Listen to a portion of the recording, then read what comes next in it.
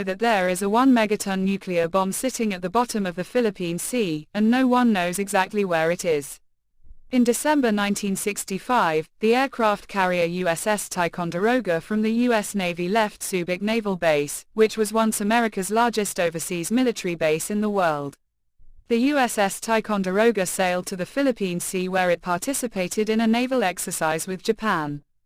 During the exercise, U.S. Navy men aboard the Ticonderoga attempted to move one of the fighter aircraft aboard the carrier. The said aircraft was a Douglas A-4E Skyhawk, which was being piloted by Lieutenant Douglas M. Webster. While being removed from the hangar bay, the Skyhawk rolled over the side of the carrier with Webster still in it. The plane fell in the sea, along with its single payload of B-43 nuclear bomb. Webster, the plane, and the bomb were never recovered. They currently rest 4,900 meters at the bottom of the sea. Before we proceed, please subscribe and don't forget to click the notification bell down below and leave your comments and suggestions. Broken Arrow Incident. The U.S. kept the nuclear bomb accident a secret to the world, until it was forced to disclose this information in 1989. The accident was nicknamed Broken Arrow Incident of 1965.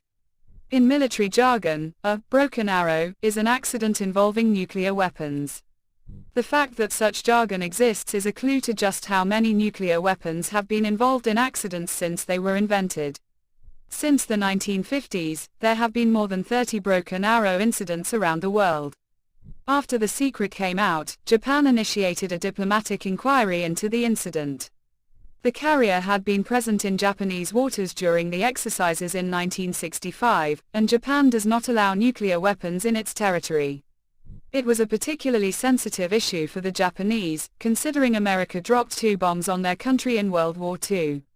The B-43 nuclear bomb that fell in the Philippine Sea was at least 43 times more powerful than the one dropped in Hiroshima in 1945, which remains to be the most serious nuclear weapon incident to occur in history. In the 1960s, at the height of the Vietnam War, it was common practice for U.S. aircraft carriers to have warplanes loaded with nuclear bombs. The practice was allegedly discontinued in 1968 because of unsustainable operational costs. Will the nuclear bomb at the bottom of the Philippine Sea ever detonate? When the news came out of 1989, the U.S. military denied there will be any lasting environmental impact due to the incident. The environmental impact is expected to be nil, said the then U.S. Navy spokesperson James Kudler.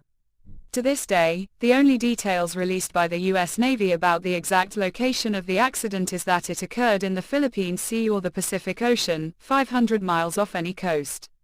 No known underwater nuclear explosion in the same area in the Pacific was ever recorded.